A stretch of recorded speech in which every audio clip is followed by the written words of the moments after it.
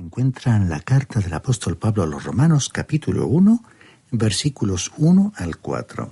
Bien, estimado oyente, nos corresponde hoy entrar en el estudio propiamente dicho de esta carta del apóstol Pablo a los Romanos. En nuestra última lección presentamos una introducción general que esperamos nos servirá como base para el estudio de esta gran carta. Pero permítanos decir que la introducción abarca los primeros 17 versículos del capítulo 1. Esta sección se subdivide a su vez de la manera siguiente. Los primeros 7 versículos contienen el saludo personal de Pablo. Luego, en los versículos 8 al 13, tenemos el propósito que tuvo Pablo en escribir esta carta. Y entonces, en los versículos 14 al 17, tenemos 3 cosas que caracterizaron a Pablo. Comencemos pues leyendo el versículo 1 que da comienzo a los saludos personales de Pablo. Pablo, siervo de Jesucristo, llamado a ser apóstol, apartado para el Evangelio de Dios. En primer lugar, deseamos mencionar que las 2 palabras a ser antes de apóstol no aparecen en los manuscritos originales. En otras palabras, este versículo debiera leerse así. Pablo, siervo de Jesucristo, llamado apóstol, apartado para el Evangelio de Dios. El nombre Pablo, que proviene del latín Paulus, significa pequeño. En el libro de los Hechos, capítulo 13, versículo 9, vemos que también fue llamado Saulo de Tarso. Ahora, queremos que usted note que Pablo desde el principio se identifica a sí mismo como un siervo en esta carta. La palabra que se usa en el griego es doulos, que significa esclavo. O sea, que Pablo fue esclavo de Jesucristo. Ahora bien, él era un apóstol, pero primero él se identificó como un esclavo, como alguien obligado a servir. Y es importante que observemos esto. Es importante que lo observemos porque Pablo tomó este lugar voluntariamente. Y estimado oyente, el Señor Jesucristo nos amó y se dio a sí mismo por nosotros. Pero Él nunca nos obligó a ser sus esclavos. Usted tiene que dar ese paso voluntariamente y convertirse en un esclavo y servidor de Jesucristo. Él nunca le obligará a servirle. Observemos que el Señor Jesucristo hasta tuvo esta actitud hacia Jerusalén, pues en el Evangelio según San Mateo, capítulo 23, versículo 37, dijo: Jerusalén, Jerusalén, que matas a los profetas y apedreas a los que te son enviados. ¿Cuántas veces quise juntar a tus hijos como la gallina junta sus polluelos debajo de las alas, pero no quisiste? Y en otra ocasión tenemos al Señor Jesucristo diciendo en el capítulo 5 del Evangelio según San Juan, versículo 40, «Y no queréis venir a mí para que tengáis vida». Es maravilloso que usted tenga el privilegio de convertirse usted mismo en un esclavo, en un siervo del Señor Jesucristo. Pero usted tiene que hacer esto por su propia cuenta. Él no le obligará. Ahora, quizás usted recuerde lo que se le dijo a Pablo en el camino a Damasco cuando el Señor le detuvo. Bueno, primero Pablo preguntó, ¿quién eres, Señor? Y él le dijo, yo soy Jesús, a quien tú persigues. Fue en ese momento que Pablo llegó a conocerle como su Salvador personal. Pero entonces Pablo le hizo una segunda pregunta. Señor, ¿qué quieres que yo haga? Y en ese momento Pablo se hizo un esclavo en el servicio a Jesucristo. Este incidente se encuentra en el libro de los Hechos, capítulo 9, versículos 4 al 6. Bien, volviendo ahora a nuestro estudio del primer versículo de la carta del apóstol Pablo a los Romanos, vemos que él no solamente fue un esclavo o un siervo de Jesús, sino que también se identificó como su apóstol, como alguien que ha sido llamado apóstol. No quiere decir esto que fue llamado para algún día llegar a ser un apóstol, sino que nos explica qué clase de apóstol era Pablo. Nos da a conocer que Cristo mismo lo llamó para ser un apóstol, que él fue llamado para desempeñar ese oficio. No fue algo que Pablo escogió. El Señor Jesús le dijo que sería su testigo. Este hombre, pues, primero se identificó a sí mismo como siervo o esclavo de Cristo y entonces fue un apóstol llamado. Y en realidad este es el único tipo de persona que Dios puede usar como su siervo, la persona que Él haya llamado o escogido. Pablo pudo decir en su primera carta a los Corintios, capítulo 9, versículo 16, «Ay de mí si no anunciare el Evangelio». En el Antiguo Testamento tenemos un caso similar en el profeta Jeremías, quien fue llamado en su niñez. Y fue debido a ese llamado que Jeremías pudo decirle a los falsos profetas que Dios les había dicho a ellos, según leemos en Jeremías capítulo 23, versículo 21. «No envié yo a aquellos profetas, pero ellos corrían. Yo no les hablé, mas ellos profetizaban». Con todo esto tenemos que llegar a la conclusión que Pablo fue un apóstol llamado por Dios. Pablo dijo ser un apóstol, que significa alguien que ha sido enviado. El Señor dijo que ningún enviado es más que el que le envía, según Juan capítulo 13, versículo 16. La palabra se refiere a alguien elegido por el Señor Jesús para anunciar el Evangelio, y tenía que haber sido testigo del Cristo resucitado. Y Pablo le vio, y nos dijo en su primera carta a los Corintios, capítulo 15, versículo 8, «Y al último de todos, como a un abortivo, me apareció a mí». Por ello, Pablo hizo la pregunta retórica en 1 Corintios capítulo 9, versículo 1. ¿No soy apóstol? ¿No he visto a Jesús el Señor nuestro? Pero había otra marca que era un distintivo de un apóstol de aquel entonces, y esa marca era que un apóstol debía tener lo que podríamos llamar dones que sirvieran como señales. Y Pablo dijo que podía hablar en otras lenguas, y una vez más en su primera carta a los Corintios, capítulo 14, versículo 22, dijo que el hablar en lenguas era una señal especial para los incrédulos. De modo que creemos que este don, por lo menos en parte, consistía en poder hablar y testificar de Cristo en su propio idioma a los que no conocían el griego, el latín o el hebreo que Pablo hablaba normalmente. Otro don que Pablo tenía, que lo señalaba como apóstol, era el de la sanidad. Pedro también tenía este don de la sanidad, y tanto Pedro como Pablo tenían también el don de levantar a los muertos. Pablo fue entonces un esclavo en el servicio de Jesucristo. Fue llamado un apóstol, y ahora tenemos una tercera cosa que se dice en cuanto a él. Dice aquí en el capítulo 1, versículo 1 que hemos leído, que Pablo fue apartado para el Evangelio de Dios. Pablo había sido apartado o separado para algo. No dice aquí que él estaba separado de algo, sino apartado para el Evangelio de Dios. No hay un significado negativo en esta expresión. Se trata de una separación totalmente positiva para el Evangelio. Este Evangelio es de Dios, pues tuvo su origen en Dios. Es algo que proviene de la mente de Dios. Volvamos a esta frase, apartado para el Evangelio. Pablo no indicó que había separado de alguna cosa, sino apartado para algo. En otras palabras, la expresión apartado para tiene un significado maravilloso que deseamos explorar ahora. Tomemos, por ejemplo, la palabra matrimonio.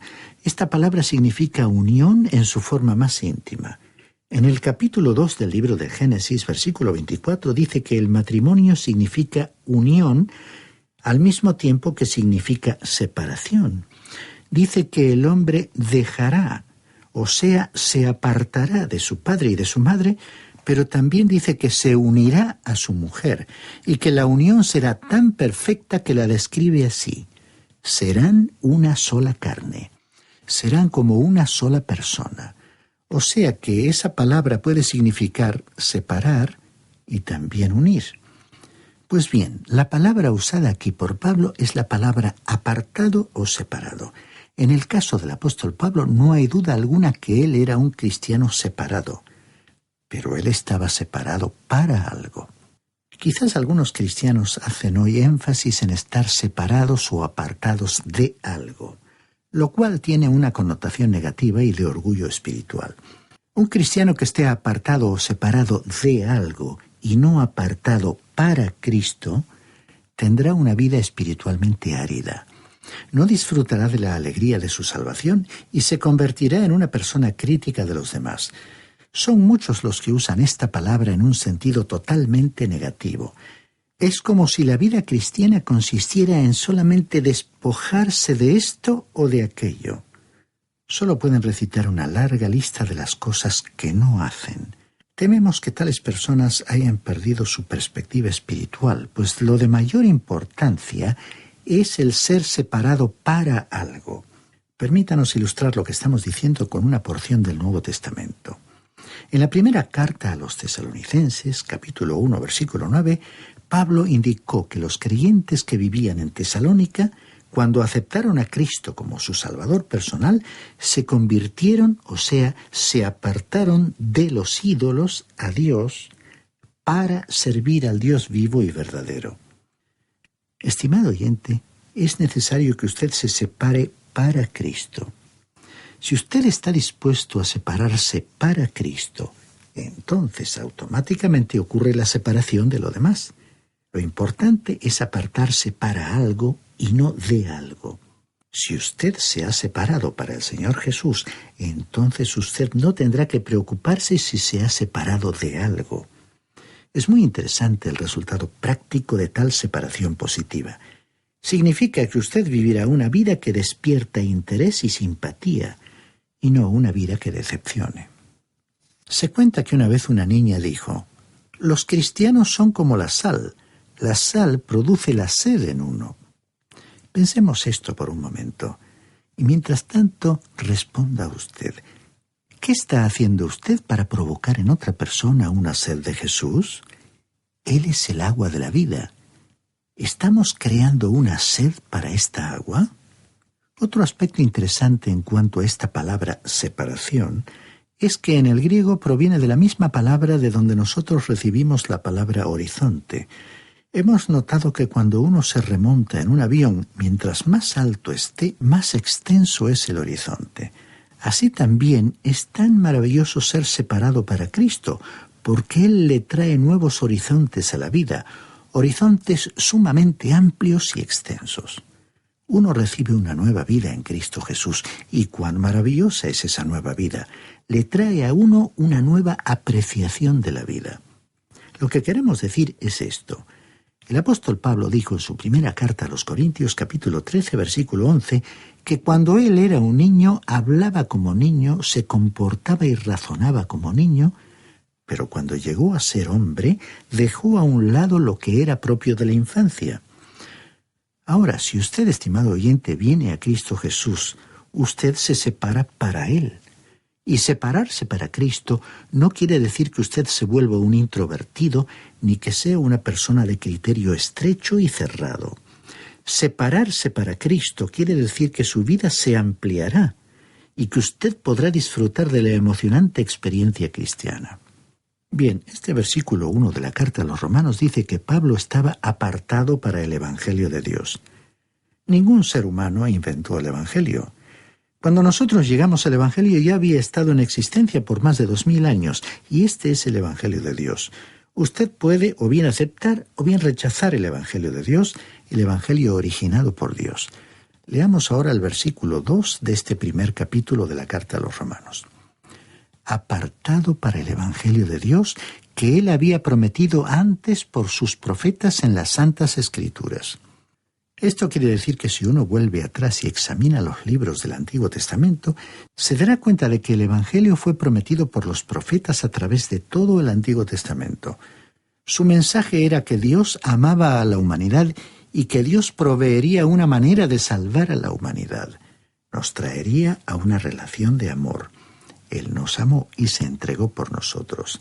Y según dijo el apóstol Juan en su primera carta, capítulo 4, versículo 19, nosotros le amamos a Él porque Él nos amó primero.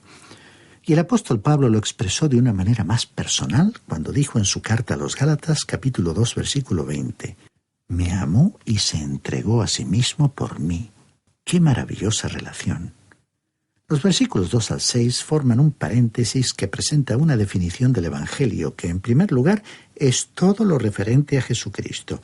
Y la primera parte del versículo 3 dice, Evangelio que se refiere a su Hijo, nuestro Señor Jesucristo. Esta frase, que se refiere a, es una traducción de la preposición griega peri y es la palabra que usamos como prefijo para palabras tales como periscopio, perímetro y otras. Esta palabra significa algo que cerca o que rodea. Este Evangelio es entonces totalmente acerca de Jesucristo. Es acerca de lo que Él ha hecho, es su obra. Y aquí tenemos su título. Él es el Hijo de Dios y es Cristo Jesús nuestro Señor. Este es su nombre maravilloso. Hoy en día estamos viendo y oyendo mucho acerca de que lo que necesitamos es la religión de Jesús. Pero Jesús no tenía ninguna religión.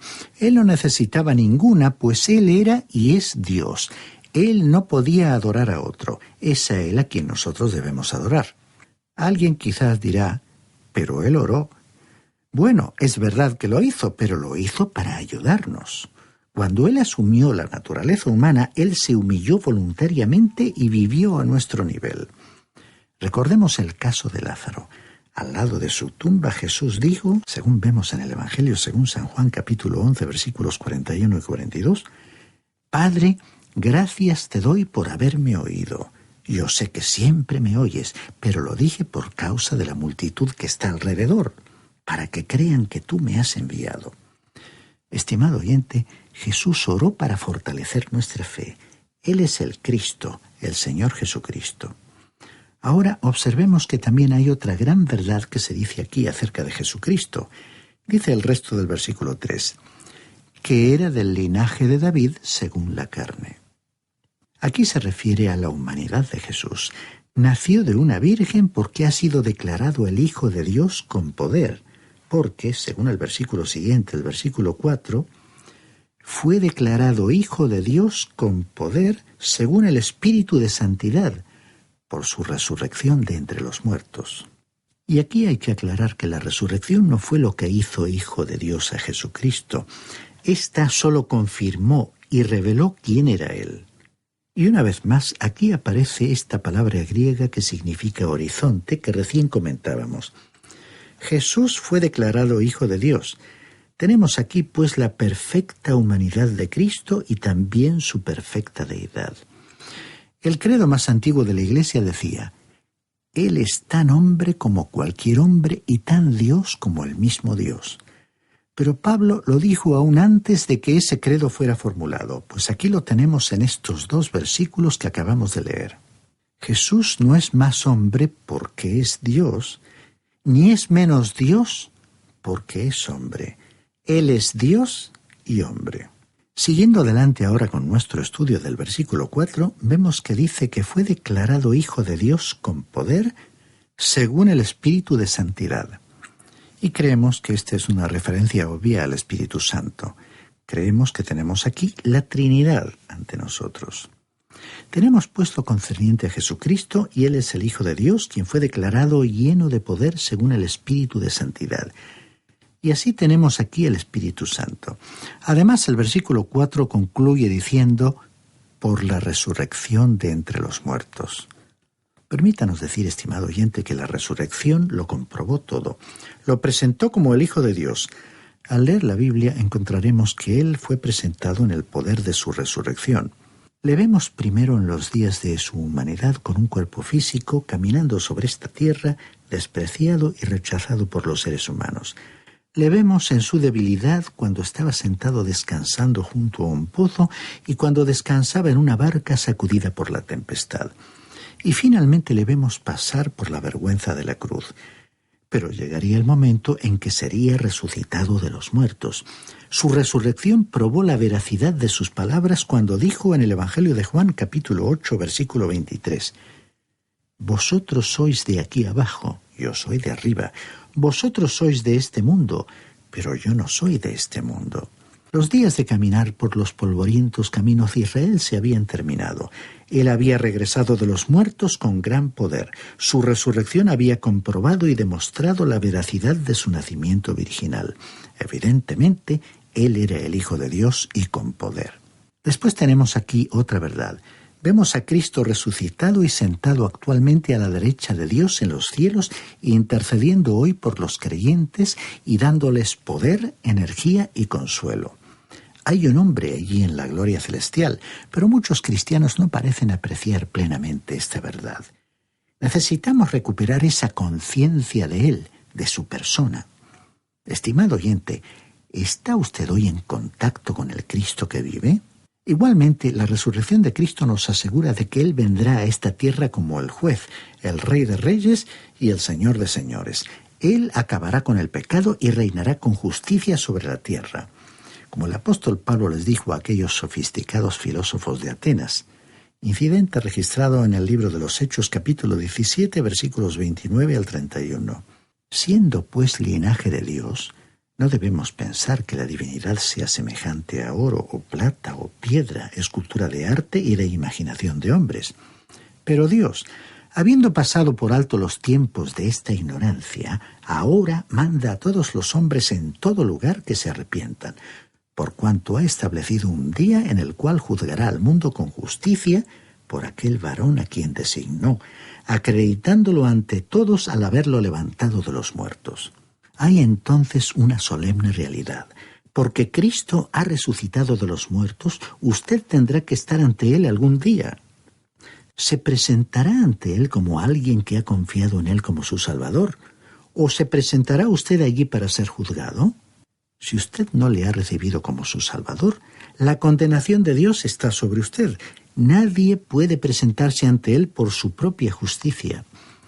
A menos que usted confíe en Él como su Salvador, quedará condenado por la eternidad.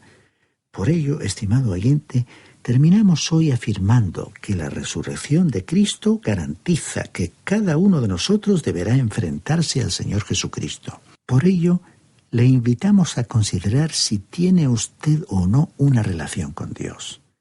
Porque como dijo el evangelista Juan en su capítulo 3, versículo 17, Dios no envió a su Hijo al mundo para condenar al mundo, sino para que el mundo sea salvo por Él. El que en Él cree no es condenado, pero el que no cree ya ha sido condenado, porque no ha creído en el nombre del Hijo único de Dios. Estamos finalizando una edición más del programa